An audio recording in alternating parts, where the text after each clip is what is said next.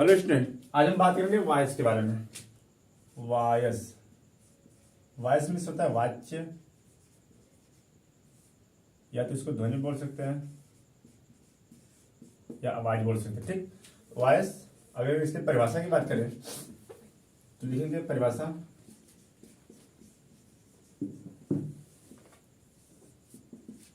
मुख से निकलने वाली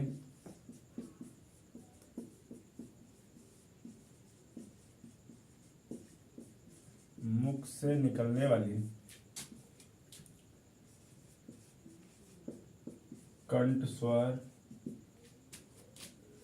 वाणी या आवाज उत्पन्न करने की क्षमता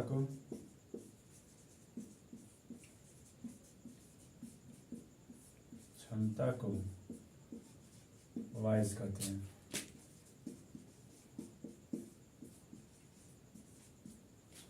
वॉइस मीन्स क्या होता है? वाच्य होता है। ये नया चैप्टर है क्लास 9th 10th का, और ये अलग चैप्टर है। परिभाषा क्या होगी कि मुख से निकलने वाली कंठ, स्वर, वाणी या आवाज उत्पन्न करने की क्षमता को वॉइस कहते हैं। जैसे ही इट्स अ मैंगो, या इसको बोल सकते कि वह एक आम खाता है।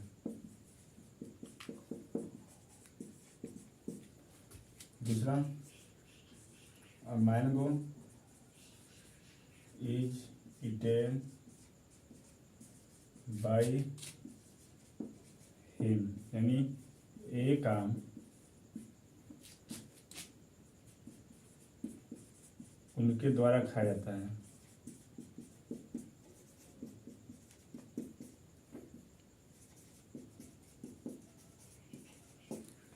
हमने क्या परिभाषा बोला कि मुख से निकलने वाली कंठ, स्वर, वाणी या आवाज उत्पन्न करने की क्षमता को वॉइस कहते हैं। पहला क्या है कि ही इट्स अ मैंगो, यानी ये तो इंग्लिश में है, ये हिंदी में है, कह रहा है कि ही इट्स अ मैंगो, वह एक आम खाता है, या तो a mango is eaten by him, या एक आम उनके द्वारा खाया जाता है। तो एक्टिव पैसिव दोनों होता है। तो यहाँ पे लिखेंगे वॉइस दो प्रकार की होती है।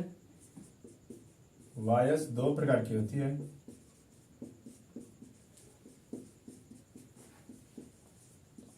वॉइस दो प्रकार की होती है। पहला एक्टिव वॉइस, यानी कर्तृवाच्य होता है,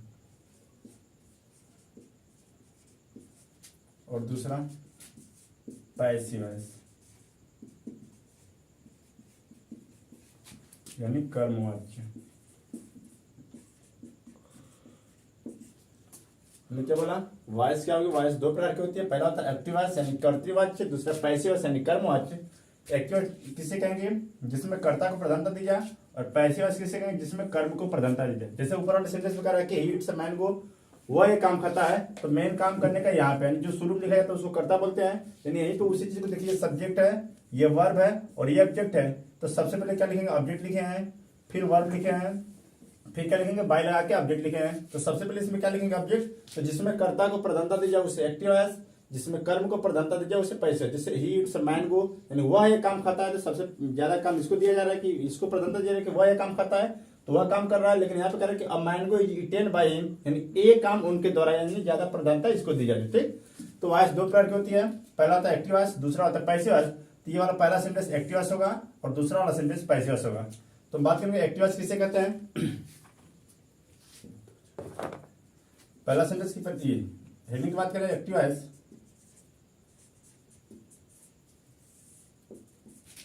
परिभाषा लिखेंगे जिसमें कर्ता को प्रधानता दी जाती है, जिसमें कर्ता को प्रधानता दी जाती है उसे एक्टिव वॉइस कहते हैं।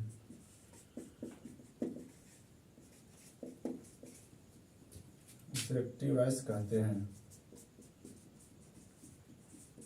जैसे ऊपर वाला सेंटेंस लिखे थे यहाँ पे, ही इट्स अ मैंगो,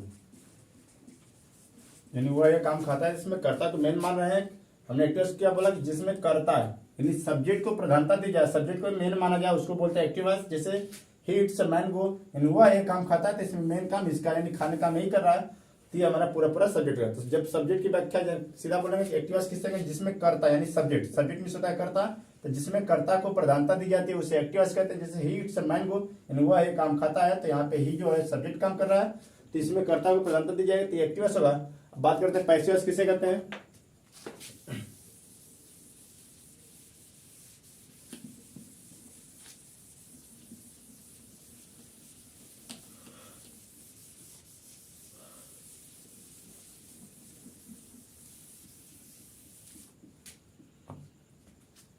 दूसरा सेंटेंस, ये पहला था एक्टिव वॉइस, दूसरा देंगे पैसिव वॉइस, यानी पैसिव वॉइस किसे कहेंगे,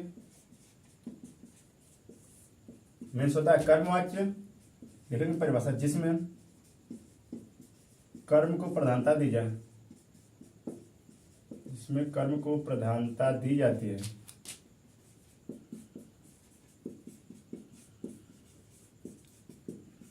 उसे पैसिव वॉइस कहते हैं।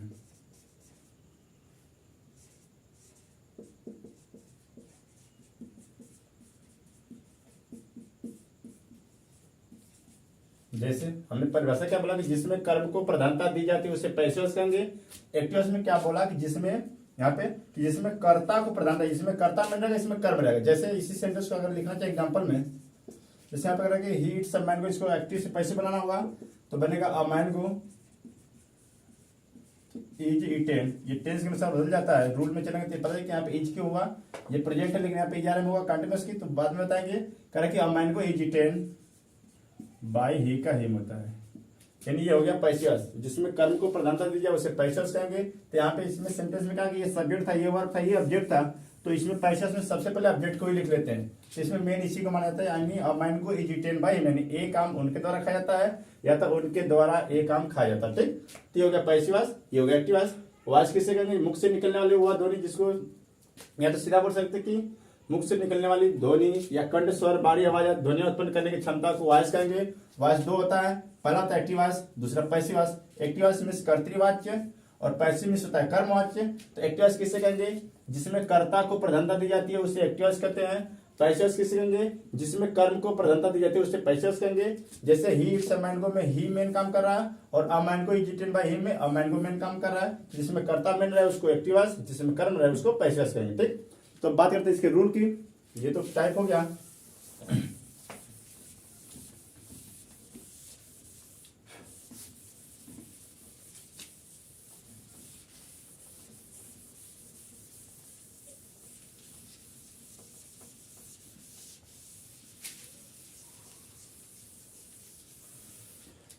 आगे लिखेंगे एक्टिव वॉइस में, एक्टिव वॉइस में कुल 12 टेंस होते हैं, 12 टेंस होते हैं, परंतु पैसिव वॉइस में, केवल 8 ही टेंस होते हैं।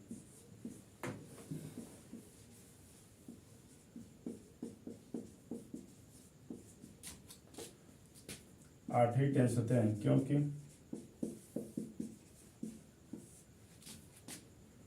4 टेंस की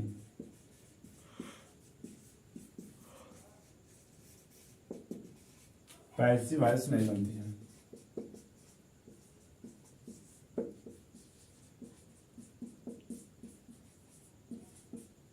पहला प्रेजेंट परफेक्ट कंटीन्यूअस टेंस,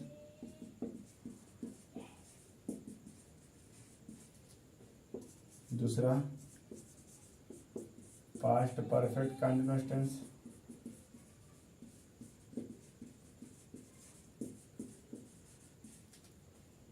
तीसरा फ्यूचर कंटीन्यूअस टेंस,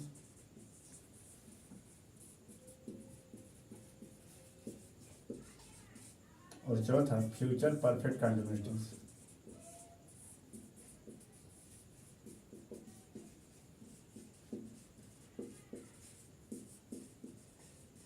टेंस। हमने क्या बोला, एक्टिव से पैसिव। याद दिया कि एक्टिव आवर्स में कुल 12 टेंस होते हैं। अभी 12 कहां से आते हैं, जैसे टेंस हमने पढ़ाया था अभी पिछले दिन कि टेंस क्या होता है कि 3 होता है और प्रत्येक टेंस के 4-4 भाग होते हैं, इसलिए टोटल क्या हो गए 12 टेंस हो गए। तो ये जितने भी टेंस में पूरा एक्टिव वॉइस होगा।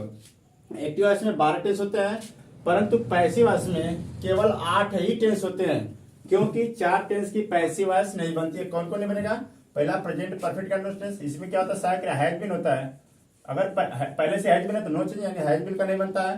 पास्ट परफेक्ट कंटिन्यूअस में क्या होता है साइक हैड बीन होता है, अगर हैड बीन भी दिखा दे तब भी नहीं बनता, पैसिव वॉइस नहीं बनेगा। फ्यूचर कंटिन्यूअस में क्या होगा, विल बी शैल बी होगा, विल बी शैल बी, अगर ये भी कहीं दिखा दे तो इसकी भी पैसिव वॉइस नहीं बनती है। और लास्ट में फ्यूचर परफेक्ट कंटिन्यूअस टेंस, तो विल हैव बीन, अभी कल ही टेंस पढ़े थे वाला, शैल हैव बीन, ये चीज रहेगा तो पैसिव वॉइस नहीं बनेगी। बाकी इसके बाद 4 के बाद जो भी 8 रहेंगे उसकी पैसिव वॉइस बनती है, और 4 टेंस की पैसिव वॉइस नहीं बनेगी। पहला प्रेजेंट परफेक्ट कंटिन्यूअस की नहीं बनेगी, दूसरा पास्ट परफेक्ट कंटिन्यूअस नहीं बनेगा, तीसरा फ्यूचर कंटिन्यूअस और चौथा फ्यूचर परफेक्ट कंटिन्यूअस के पैसिव वॉइस नहीं बनती। जैसे इसके चार्ट में समझ लेते हैं।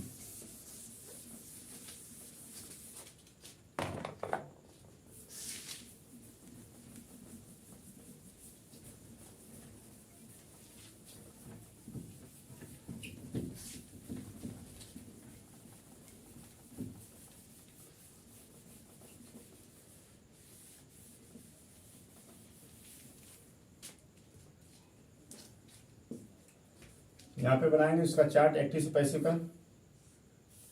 यहाँ पे देखो passive voice, passive voice chart.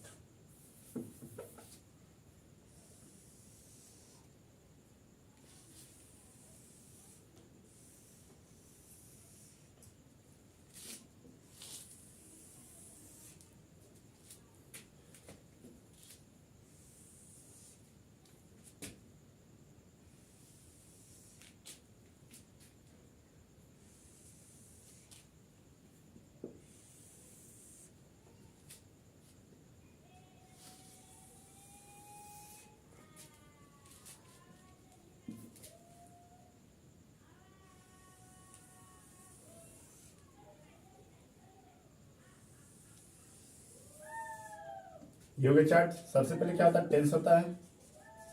Tense का प्रकार होता है, 3 प्रकार का होता है। पहला होता है प्रेजेंट टेंस, दूसरा होगा पास्ट टेंस और तीसरा होगा फ्यूचर टेंस। ठीक, टेंस 3 प्रकार के, पहला होता है प्रेजेंट, दूसरा पास्ट, तीसरा फ्यूचर। और प्रत्येक टेंस के 4-4 भाग होंगे, यानी प्रेजेंट के भी 4 होगा, पास्ट के भी 4 और फ्यूचर के भी 4। तो 4 भाग में पहला क्या होगा, इंडेफिनिट होगा, दूसरा कंटिन्यूअस होता है,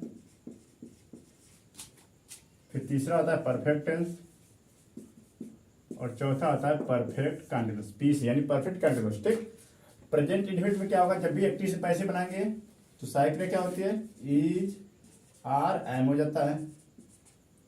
प्रेजेंट कंटिन्यूअस में पहले से इज रहता है, आर भी रहता है, एम भी रहता है। जैसे पैसे बनाते हैं बीइंग जोड़ देते हैं, is being, are being, am being. फिर प्रेजेंट परफेक्ट में साइक हैज भी रहती है, पैसे उसकी हैज बीन, हैव बीन। और present perfect continuous no change. पहले बोला कि 4 टेंस की पैसे नहीं बनेगी, तो प्रेजेंट परफेक्ट कंटिन्यूअस नहीं बनेगा। फिर पास्ट इंडेफिनिट में क्या होगा, डिटेल लगता है, लेकिन सहायक जैसे पैसे बनाते हैं वाज वेयर हो जाता है। पास्ट कंटिन्यूअस में भी वाज वेयर के साथ बीइंग जुड़ जाएगा, being, BEING। Past perfect tense में हैड रहता है, बस हैड बीन जुड़ जाता है। और फिर past perfect continuous no change, यानी ये नहीं बनेगा। फिर फ्यूचर इंडेफिनिट में विल शैल सहायक रहती है, जैसे ही पैसे बनाएंगे बी जोड़ देंगे। फ्यूचर कंटिन्यूअस में नो चेंज, पहले बोला कि फ्यूचर कंटिन्यूअस की पैसे नहीं बनेगी। फ्यूचर परफेक्ट में पहले से ही विल हैव रहता है, शैल हैव सहायक रहती है, जैसे ही पैसे बनाएंगे बी जोड़ देंगे। और future perfect continuous no change. तो हो गया पैसे, हमने पहले टेंस गिनेंगे 1 2 3 4 5 6 7 8 9 10 11 बार। ये पूरा एक्टिव वॉइस में 12 टेंस होते हैं, लेकिन पैसिव वॉइस में केवल 8 ही टेंस होते हैं। Present perfect continuous tense, past perfect continuous tense और फ्यूचर कंटिन्यूअस और फ्यूचर परफेक्ट कंटिन्यूअस टेंस के पैसिव वॉइस नहीं बनते। 1 2 3 4 की पैसिव वॉइस नहीं बनेगी, मात्र 8 की बनेगी। क्या क्या बनेगा, प्रेजेंट इंडेफिनिट का बनेगा, प्रेजेंट कंटिन्यूअस बनेगा, प्रेजेंट परफेक्ट का बनेगा, फिर past infinite, past continuous, past perfect tense, फिर फ्यूचर इनफिनिट बनेगा, फ्यूचर परफेक्ट बनने के बाकी ये दोनों नहीं बनता है। तो एक्टिव वॉइस में कुल 12 टेंस होते हैं, पैसिव वॉइस में केवल 8 ही टेंस होते हैं। तो जब अब यहाँ पे देखिए मतलब कि पैसिव वॉइस का चार्ट है, अगर इसको टेंस में माने एक्टिव वॉइस में माने तो यहाँ पे क्या होगा, डू या डज लगा रहेगा तो इजरम लगाएंगे, यस यस रहेगा तब इजरम लगाएंगे। इसमें क्या होगा, इजरम पहले से लगता है बस बीइंग जोड़ते हैं, इसमें बीन नहीं रहता, पहले से साइड हैज रहती है। जैसे पैसिव वॉइस बनाते हैं तो बीन जोड़ लेते हैं, जब हैज बीन पहले से जोड़ रहे थे यहाँ पे भी तो पहले से साइड रहते इसलिए नो चेंज होता है। फिर यहाँ पे पास्ट में यहाँ पे क्रिया का सेकंड फॉर्म रहेगा या तो डिड रहेगा तो वाजवर बनाएंगे। फिर पास्ट कंटिन्यूअस में पहले से वाजवर रहता है, बस बीइंग जोड़ के पैसिव वॉइस बना लेते हैं। परफेक्ट में पहले से साइड हेड रहती है, बस बीइंग जोड़ के पैसिव वॉइस बना लेते हैं। और यहाँ पे पहले से हेड में रहता है इसलिए नो चेंज कर देंगे। फिर फ्यूचर में क्या होगा, विल या सेल साइक रहती है, बस बी जोड़ के हम क्या करते हैं परफेक्ट इंडिफिनिट का पैसिव वॉइस बनाएंगे। यहाँ पे पहले से विल भी सेल भी रहेगा क्योंकि पहले से बन चुका है तो फिर नो चेंज कर देंगे। यहाँ पे विल हैव सेल हैव रहता है, बस बी लगा के परफेक्ट का पैसिव वॉइस बनाएंगे। और यहाँ पे साइक सेम रहती है इसलिए छोड़ देते हैं। ठीक, तो ये हो गया एक्टिव से पैसिव में क्या होंगे, एक्टिव में 12 टेस्ट होते हैं, पैसिव में 8 टेस्ट होते हैं, 4 की पैसिव वॉइस नहीं बनेगी।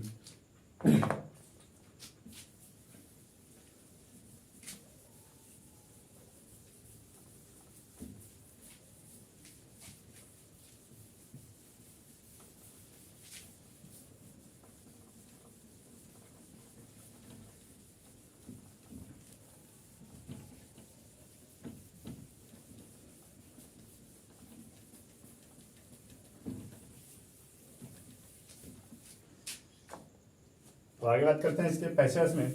ये भी परिचय चल रहा है, यहाँ पे लिखते हैं रूल, यानी एक्टिव से पैसे बनाने का नियम लिख देते हैं।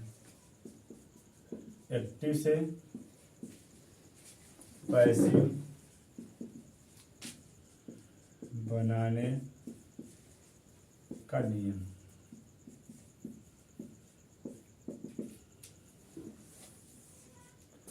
एक्टिव से पैसे बनाने का नियम क्या है, पहला है, पहले स्ट्रक्चर देख लेते हैं। ये मान लीजिए कि एक्टिव है, एक्टिव वॉइस और ये पैसिव वॉइस। तो एक्टिव वॉइस में क्या होगा, अगर सब्जेक्ट रहेगा, वर्ब रहेगा, उसके बाद ऑब्जेक्ट रहेगा। तो एक्टिव से पैसिव बनाते समय क्या करेंगे, जहां पे सब्जेक्ट रहेगा वहां पे लिखेंगे ऑब्जेक्ट, और जहां पे ऑब्जेक्ट रहेगा वहां पे लिखेंगे सब्जेक्ट। और सब्जेक्ट से पहले बाय का प्रयोग करते हैं, और क्रिया चाहे जो भी हो हमेशा क्रिया का थर्ड फॉर्म। ये होता है पैसिव वॉइस। एक्टिव से पैसिव बनाते समय सब्जेक्ट के स्थान पे ऑब्जेक्ट, ऑब्जेक्ट के स्थान पे सब्जेक्ट, सब्जेक्ट से पहले बाय का प्रयोग करते हैं तथा क्रिया का थर्ड फॉर्म। चाहे यहाँ क्रिया कोई भी 5 रूप होता है, 5 रूप कोई भी हो, जब भी पैसिव वॉइस बनाएंगे हमेशा थर्ड फॉर्म लिखेंगे। ये होता है एक्टिव से पैसिव बनाने का रूल, यही स्ट्रक्चर होता है। कर्ता के स्थान पर पीछे से करने, जैसे एक सेंटेंस देख लेते हैं। यहाँ पे रहेगा कि he eats a mango, he eats a mango, वो ये काम खाता है, इसको भी बनाए थे। तो ये करता है, कर्ता के स्थान पर हमें चाहिए कर्म, तो लिखेंगे ए मैंगो। और टेंस के अनुसार साइकिल भी चाहिए, तो ये प्रेजेंट टेंस है तो यस यस लगता है। तो हमने भी बताया चार्ट में कि प्रेजेंट टेंस में यस यस, ये यस यस रहा है तो इजारम लगाएंगे, तो अब मैंगो एक वचन इसलिए इजी लगेगा। फिर क्रिया चाहे जो भी हो, सब्जेक्ट के स्थान पर हमने ऑब्जेक्ट लिख दिया, क्रिया चाहे जो भी हो हमें उसका थर्ड फॉर्म लिखना है। क्रिया क्या होगा, इट है तो इटेन हो जाएगा थर्ड फॉर्म। फिर क्या लिखेंगे, जहां पे ऑब्जेक्ट दिखाए तो वहां पे लिखेंगे सब्जेक्ट, लेकिन उससे पहले बाई। यहाँ पे ऑब्जेक्ट है तो उससे पहले बाई लिख के फिर ही का ही, ये हो गया सब्जेक्ट। यही रूल होता है कि एक्टिव से पैसिव बनाते समय सब्जेक्ट के स्थान पे ऑब्जेक्ट का प्रयोग करते हैं, ऑब्जेक्ट के स्थान पे सब्जेक्ट का प्रयोग करते हैं, और सब्जेक्ट से पहले बाई और क्रिया का थर्ड फॉर्म। तो इसके रूल में बात करेंगे। रूल नंबर 1,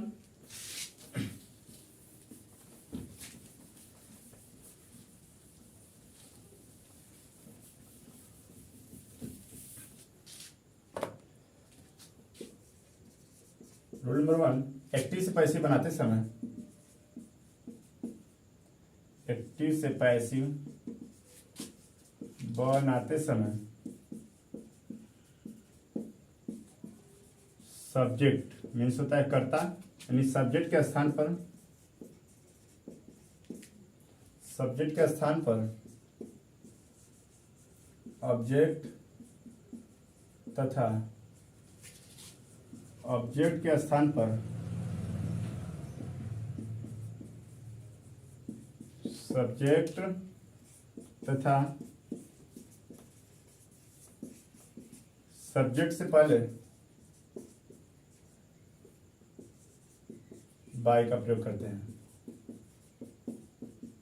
प्रयोग करते हैं। रूल नंबर 2, तथा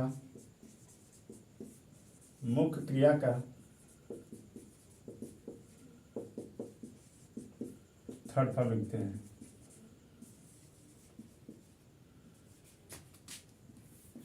थर्ड फॉर्म लिखते हैं।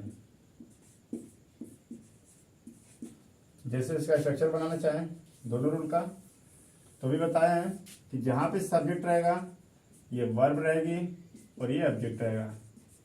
तो सब्जेक्ट के स्थान पे लिखेंगे सीधा ऑब्जेक्ट, जहां पे वर्ब रहेगी हमेशा थर्ड फॉर्म, ऑब्जेक्ट के स्थान पे लिखेंगे सब्जेक्ट, और सब्जेक्ट से पहले बाई का प्रयोग करेंगे। ये स्ट्रक्चर हमने क्या बोला कि रूल नंबर 1 में कि एक्टिव से पैसिव बनाते समय, यानी एक्टिव से पैसिव बनाते समय सब्जेक्ट के स्थान पे ऑब्जेक्ट, यानी जहां सब्जेक्ट है वहां पे लिखेंगे सीधे पीछे सब्जेक्ट, तथा ऑब्जेक्ट का स्थान जहां पे ऑब्जेक्ट है वहां पे लिखेंगे आगे से सब्जेक्ट, तथा सब्जेक्ट से पहले बाय का प्रयोग करेंगे। फिर लिखेंगे मुख्य क्रिया का थर्ड, चाहे क्रिया जो भी हो यहाँ पे हमेशा क्रिया का थर्ड फॉर्म लिखेंगे। तो ये हो गया रूल नंबर 2। अब बात करते हैं रूल नंबर 3 के बारे में।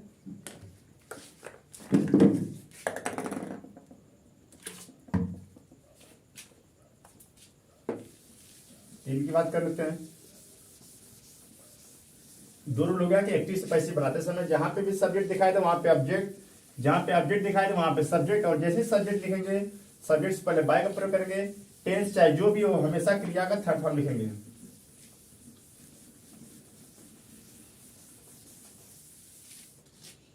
रूल नंबर 3 की बात कर लेते हैं। प्रोनाउन में परिवर्तन। प्रोनाउन में परिवर्तन। अब प्रोनाउन क्या होता है? ही होता है, सी होता है, इट, आई, वी, यू, दे, ये प्रोनाउन होते हैं। तो प्रोनाउन में परिवर्तन में क्या करेंगे? अगर ही रहेगा तो ऐसे बना लेंगे, ही का हिम होगा। सी रहेगा तो हर होगा। इट रहेगा तो इट होगा। आई रहेगा, मी होगा। वी रहेगा तो अस। यू का यू होगा, और दे का देम होगा। अब इसका मतलब तीर अगर सीधा जा रहा है माने कि ही के स्थान पे सीधे हिम होगा, लेकिन जैसे अगर इधर से आधा जा रही है उधर से आ रही है तो इसका मतलब हुआ कि इधर से अगर ही है तो हिम लिखेंगे, अगर हिम रहेगा तो हिम में कन्वर्ट करेंगे, एक दूसरे के अपोजिट करेंगे। अगर ही कहीं दिखाई दे तो हिम कर देंगे, अगर हिम दिखाई देगा तो उसको ही में कन्वर्ट कर लेंगे। सी का हर और हर का सी करेंगे। इट का इट रहेगा, आई का मी और मी का आई हो जाएगा, वी का अस का वी होगा, फिर यू का यू का यू हो जाएगा, दे का देम और देम का दे होगा। जैसे अभी बनाए थे यहाँ पे, जैसे एक सेंटेंस बना लेते हैं, करा कि ही बीट्स मी, वह मुझे पीटता है। ही बीट्स मी, ये हो गया सब्जेक्ट, ये हो गया वर्ब, ये हो गया ऑब्जेक्ट। तो एक्टिव से पैसिव बनाते समय सब्जेक्ट के स्थान पे ऑब्जेक्ट एंड मी करता आई। जहां पे मी दिखाई दे उसको आई में, आई दिखाई दे मी में। तो यहाँ पे ही नहीं है, इसको तो बाद में लिखना है क्योंकि जाएगा सीधे यहाँ पे, ये आएगा यहाँ पे। तो मी करता आई, आई के साथ आई लगाएंगे, टेंस के अनुसार क्रिया थर्ड फॉर्म लिखेंगे। बिटेन लिखेंगे बाई, और ही का लिखेंगे हिम में। तो जहां पे भी ही दिखाई दे हिम लिखेंगे, मी दिखाई दे आई लिखेंगे, आई रहे तो मी, यानी जहां पे करता रहे कर्म लिखेंगे, कर्म रहे करता लिखेंगे। सी का हर का सी, इट का इट होगा, आई का मी का आई होगा, वी का अस का वी होगा, यू का यू और दे का दे। ठीक,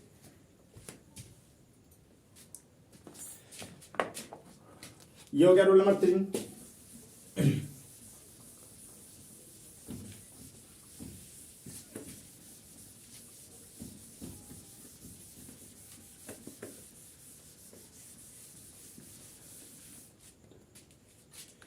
ठीक, तो पूरा रूल कंप्लीट हो गया। अब हम बात करें टेंस टू टेंस। तो पहला टेंस क्या होता है कि present indefinite tense, present indefinite tense. इसका पैसेज बनाएंगे इंडेफिनिट टेंस। तो रूल की बात करें तो लिखेंगे इस टेंस की एक्टिव से पैसिव बनाते समय, इस टेंस की एक्टिव से पैसिव बनाते समय, एक्टिव से पैसिव बनाते समय सहायक क्रिया, एक्टिव से पैसिव बनाते समय सहायक क्रिया इज, आर एम का प्रयोग करते हैं,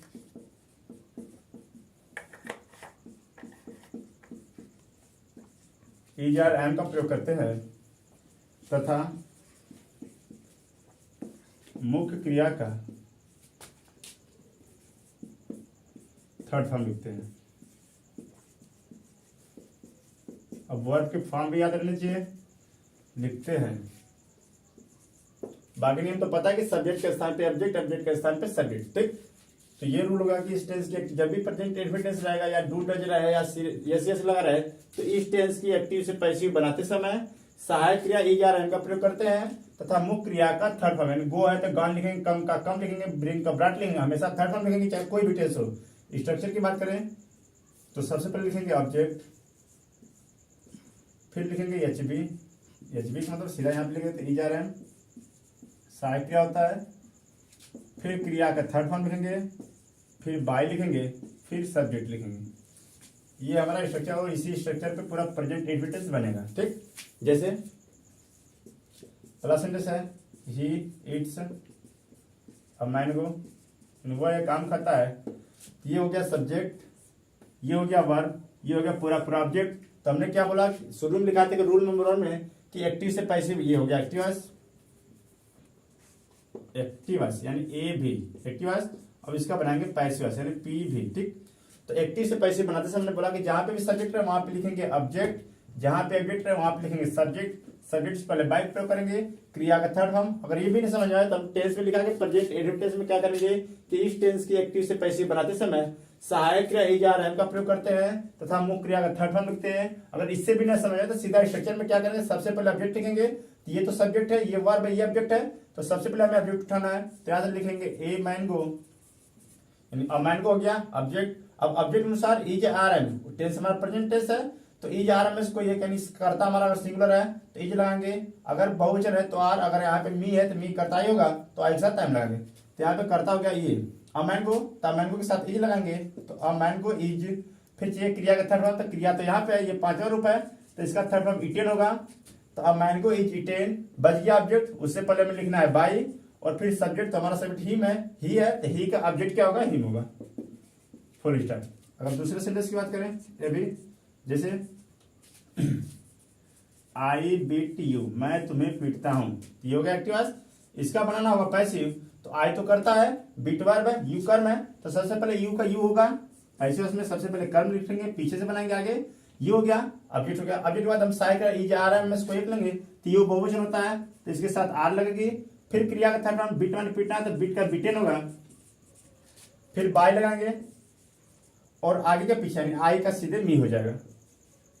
ये बन गया simple sentence, he it's a mango, यानी वह एक काम करता है तो उसका पैसिव बनाएंगे a mango is eaten by him, यानी एक काम उनके द्वारा खाया जाता है। यहाँ पर आई बीट यू, मैं तुम्हें पीटता हूँ, तो इसको बनाएंगे पैसिव में कि यू आर बीटेन बाय, यानी तुम मेरे द्वारा पीटे जाते हो। तो एक्टिव से पैसिव बनाने का रूल क्या है कि एक्टिव इस टेंस के एक्टिव से पैसिव बनाते समय सहायक क्रिया इज आर एम का प्रयोग करेंगे, क्रिया का थर्ड फॉर्म तथा सब्जेक्ट के स्थान पे ऑब्जेक्ट, ऑब्जेक्ट के स्थान पे सब्जेक्ट, सब्जेक्ट से पहले बाय का प्रयोग करते हैं। ये हो गया सिंपल। अब बात करते हैं नेगेटिव सेंटेंस की, ठीक। तो नेगेटिव कल से बात करेंगे। Thank you.